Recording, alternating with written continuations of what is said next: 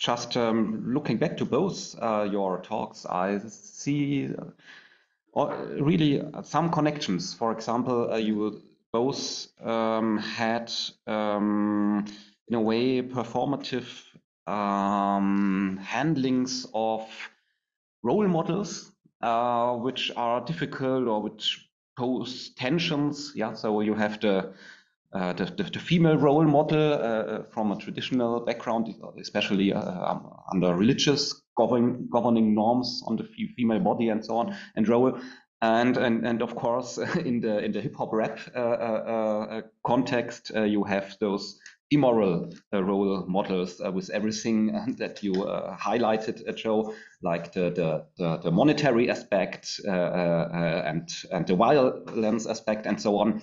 And in a way, the reference, the bringing in of the Sufi element is a way to moderate in this context, perhaps. Isabella Schwaderer, at your closing remarks, you referred to a connection between ethics and aesthetics, referring to Rancière and the social empowerment processes or reorganizations. Yes. So I'm thinking about what the specific role of the Sufi references is in these reconfigurations.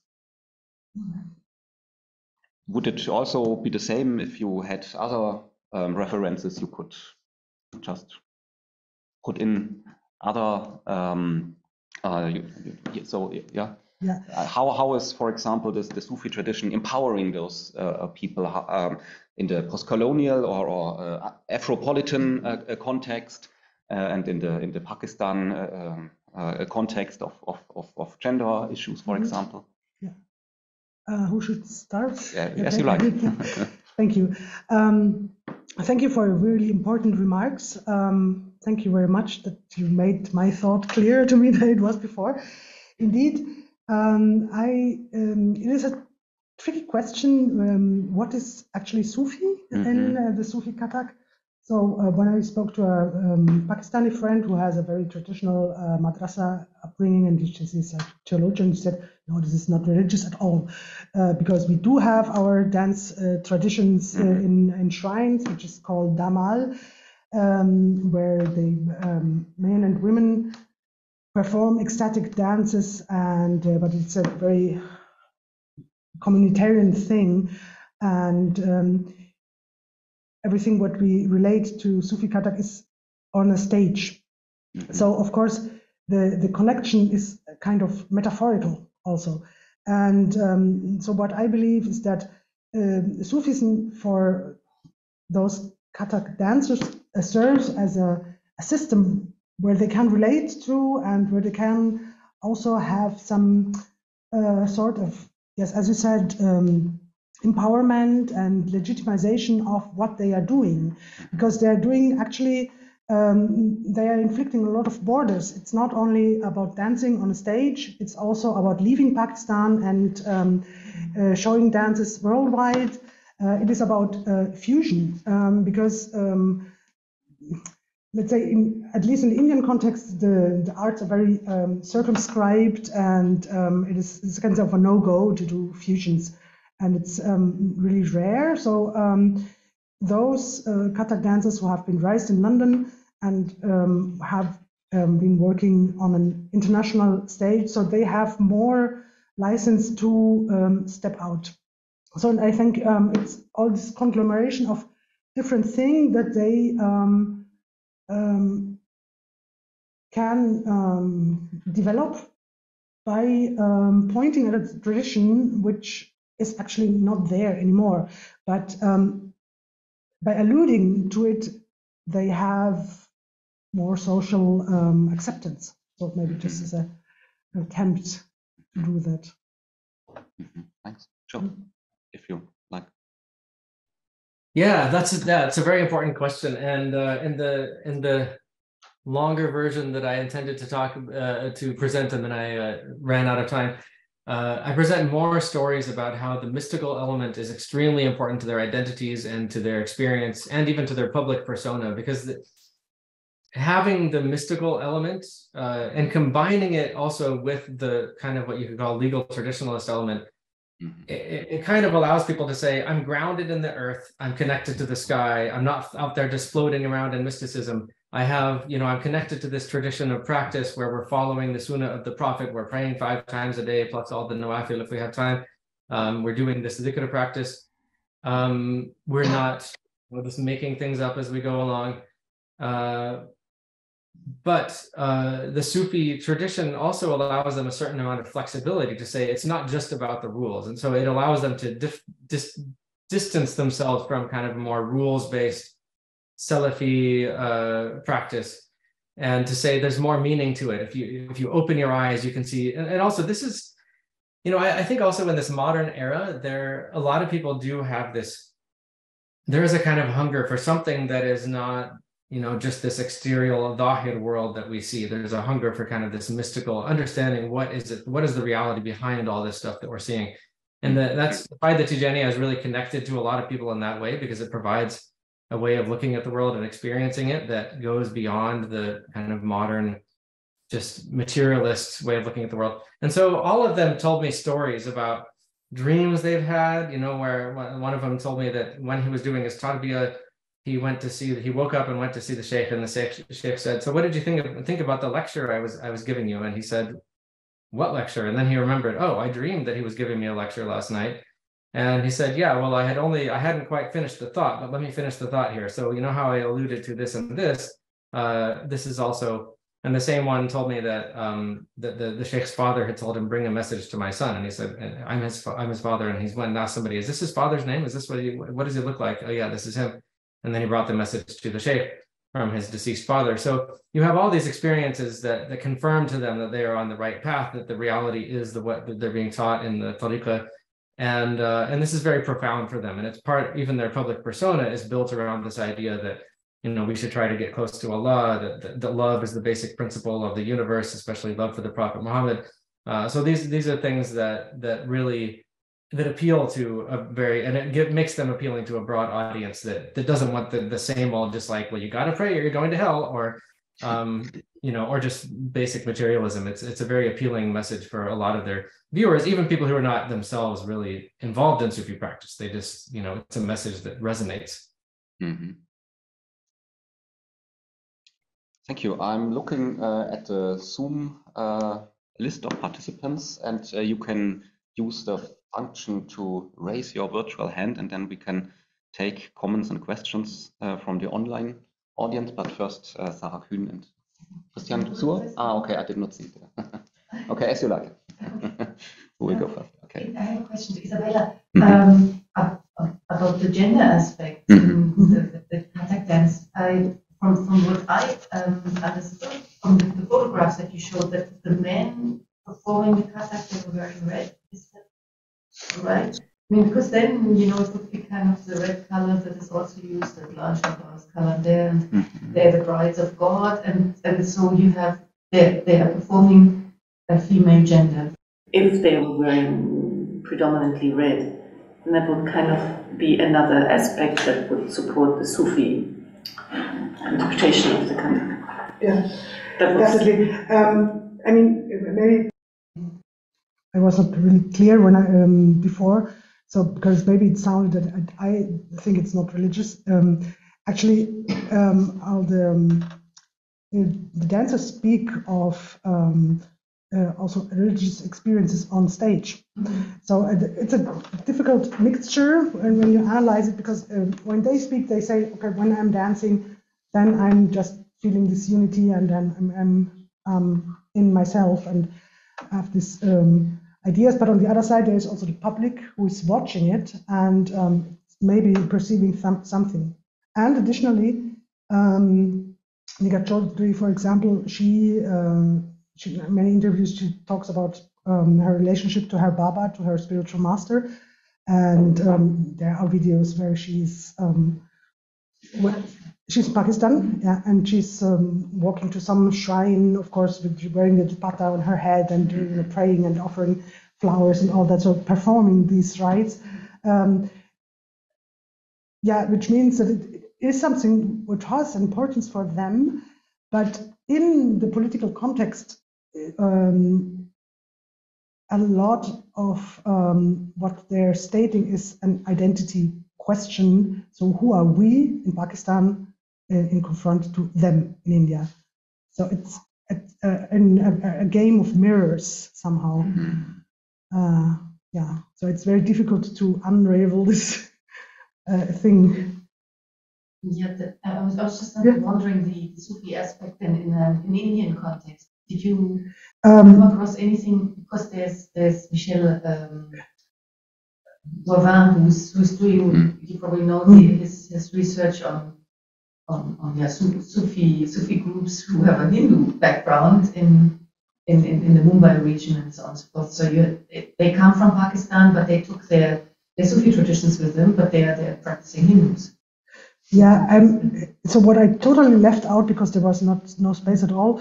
In India, there are also Kathak dancers who claim to dance Sufi Kathak, but it's a totally different the ideological background, because I believe either they are Hindus, but they kind of invoke these good old past times, these kind of pre-colonial times, and as a kind of a counter narrative to the Hindutva culture in India, but it's not, let's say,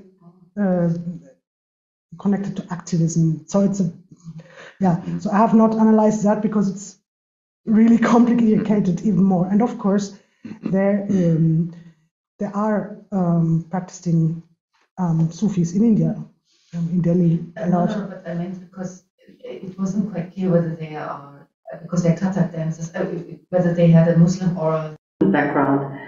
And if they had a Hindu background, I thought, well, I mean, it happens that they are practicing Sufis, but they have a Hindu, they're the Hindus. Yeah. So I have to learn a lot about that, so maybe we can talk about that later. Then I think Christian Suhr and Jens Kreinert. I don't really have a very unacademic comment, but what strikes me is just how alive this is. Like this Shima Kalamani who dances after a suicide bomb, and so like just how powerful and beautiful this a statement that is, and then these just really dying to listen to the Baraka boys and also watch these dances and Abdul Malik and this lyric around like how he experiences this finding out that he is or I am or something. So this aliveness is not an academic analysis, but I think there's some beauty to all of these very different pomegranate little yeah, and maybe okay, the only question I could have is, could you please send some links for these performances so we can listen to them and see them? So, the Baraka boys and. Yeah, I definitely would have shown you performances of them if I had had time, because it is, you don't get the sense of what it's like just hearing me talking about them secondhand. But yeah, it's amazing stuff, and it's really resonated with a lot of young Muslims. Yeah. So yeah. But even also the tongue cutting thing, even if it's very disturbing, he's full of life and power and sort of even joy, or like, I don't know.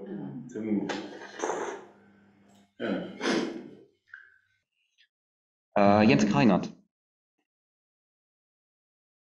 Okay, 1 second. Yes. Thank you for both of your presentations. I think they're quite interesting in terms of, what I would like even to draw back to the aesthetics or to the ethics and aesthetics in particular, like, of course, Rancier's idea about aesthetic regimes, or we can also talk about aesthetic ideologies, but I think regimes are doing something more.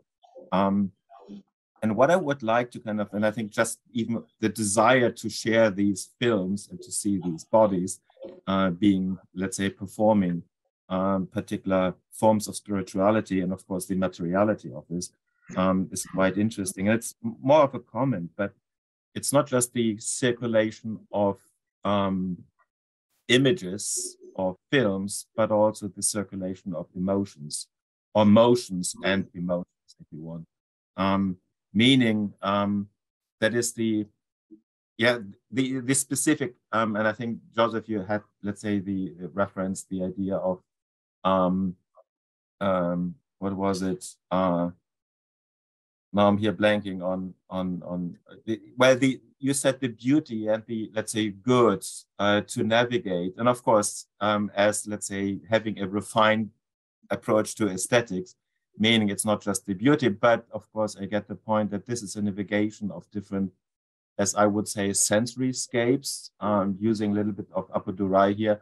That is to say, the different audiences, the control of the own body, the peers, let's say, in some of the pictures at least we could see, but also the staging of, let's say, the two women, in the other case, the moderation control of body schemas, bodily perceptions, the gendered space, of course, that we have in both cases, I suppose. So the what I find very, very interesting is, specifically the role of ethos, if you want, or the ethics in relation to the aesthetics of how we resonate to specific, let's say, visual or emotional environments. And so it's rather more of a comment, but the focus on how to bring these different audiences, if you want, together, because it's also, both of your cases are media effective, and of course that opens up completely different sensory forms, but also the, let's say, multiple emails they receive, for example. So the circuits in which information, but also emotion and fame is circulated, or the symbolic capital, if you want, using what you, how this works through aesthetic means. And of course, you don't need to fully understand what is this Sufi or not, so going beyond the discursive traditions, but rather the self-identification and the performance, seeing, well, do you feel it? And let's say these aspects I find particularly interesting, to kind of rekindle them from an aesthetic perspective. Mm-hmm. Would you like to comment on that? So I would pass this on. I have to reflect a minute, but maybe my colleague would like to reply. Sure, just very quickly. Yeah, I think these are very good observations, and yeah, I would have gone into that a little bit more if I had had more time, but I think that the way you're framing it is very helpful. And to me, what's really interesting about the particular cases I'm talking about is that they came about during an age of social media. As you know, when we're starting rapping, YouTube was just starting, but nowadays you have Instagram and you have all this very simultaneous synchronous communication going on, and you have and so you have a globalization of charisma, or you have a globalization of spiritual essence of people in one place will have a dream of a sheikh living in another country, or they'll be told to email somebody. And it's this kind. You used to hear something about somebody having a dream and then wandering the world looking for a saint, and they had to toil and walk through deserts and everything. And nowadays you pick up your computer, your phone, and you email somebody. And a lot of people go through the Tarbiyah process remotely. And there is a history of going through the Tarbiyah process through murasala, through writing letters back and forth, which was a very laborious process. So it didn't always have to be in person. But nowadays there's a kind of immediacy that the internet allows, that allows people all over the world to have a sheikh who is, I wrote a paper a while back called WhatsApp Sheikh, which is about how a lot of people think that social media is eroding the central power of leaders, because anyone can be a sheikh now if you got a phone. But in some ways, I think that is one tendency. There is a flattening tendency, but there is also a tendency to bring the sheikh's charisma around the world and actually build up the sheikh's charisma, because a lot more people can follow the sheikh and call the sheikh and have access to them now. And so you have the spiritual energy, this himma, traveling the world around through the internet. And I think it raises new questions for us, new issues for people studying mystical traditions. Yeah, now I had a little bit of time to reflect if I have something smart to add. So actually what struck me with this whole issue with the women on stages, I found it quite interesting to have a comparison to what happened in Germany in the 1920s, so exactly 100 years earlier, when, let's say, it was also so the stage was also a space for female self-empowerment, exactly by expressing through their bodies different emotions. And I think it's just an interesting observation that similar things we can witness now also in societies which are at the verge of changing. So yeah, dancing women is always quite interesting to watch. If I may just kind of respond to this quickly, if you have a minute. What is interesting is here again the temporality and of course memory in the performance of, let's say, traditions of who is a sheikh, who is a Sufi, how is this performed, and in particular, let's say, in both of your cases, I can only imagine that's the timing of the dance, the timing of the response, the timing of the posting, the timing of these responses. So but at the same time, there's this kind of memory, this embodied memory of, let's say, what is then, let's say, what we had with Garcia, the aesthetic regimes on how to do it right, and what is the charisma here, or the baraka, if you want. So the energy that is kind of, condensed in some of these particular environments. Would you agree that these could be seen as functions towards authenticity? So the baraka is a means to generate authenticity, the timing, the usage of embodied memory, the connection with aesthetic regimes, and so on, and of course the classical way of generating authority. But it's not really, I think, about authority, but about generating authenticity in a constructive, performative. In new ways, Yeah, I would see this, and that's where I was using, or would be using, that simulation, that you are kind of, you imagine, you envision, but at the same time, it's, some neurologists would say these are the mirror neurons that we can see and relate to somebody if we see their pain or if we see the blood. This is resonating in specific ways. But I think the particular timing, for example, when this man came, he was very calm and then just doing the same things. So it's the right moment. And I think timing is, particularly in these performative arts, so important to have the dream, or I think as we had this in Michael's kind of presentation, the experience of that you experience Allah or the presence of Allah by way of particular movements, by way of particular performances, if you want, so that it becomes a presence. It's a, let's say, creation with a presence, which actually I meant with the aura as a particular moment of perception that is not just repeated, but we have other patterns of temporalities or rhythms of temporalities where you have these heightened moments, but also then the other moments of everyday life or everyday routines. But it's all temporal, and it's all doing something with the body or bodily techniques, I suppose. But yeah, so I certainly would agree with the authenticity, or to make something resonant in a way that, or vibrant, that is kind of that you feel the presence, put it that way. I also add that regarding the question of authenticity, there is some debate. There's always a counterpoint to every point, and there is some debate within the Faida community. Everybody agrees that things like litanies and spiritual instruction can be conveyed online through letters and so on, but a lot of people are saying, let's be very careful about assuming that that is the equivalent of corporeal co-presence, because there is a very big difference between traveling to Mauritania and sitting in the desert with a sheikh and calling your sheikh on WhatsApp and having a shaky connection, and a shaky connection, and just kind of getting the instruction that way, because there is a tradition of sitting with the sheikh that I think is very different. And so Sakina actually, she had this kind of long distance relationship for a long time, and then she took a break from her job for 9 months and moved to Medina Bay so she could be with her sheikh in close proximity. And she said it was the best thing she'd ever done. Now, after this, Instagram relationship, WhatsApp relationship, Skype relationship started probably back when Skype was around. That was a very meaningful thing for her, but it was not as meaningful as moving to Medina Bay, living near the tomb of Sheikh Ibrahim, and actually being co-present. And I think those things will never actually, the internet is never going to make co-presence, corporeal co-presence obsolete. Mm-hmm. Or less authentic, or not as, not any more authentic than online interaction. Mm-hmm. Okay.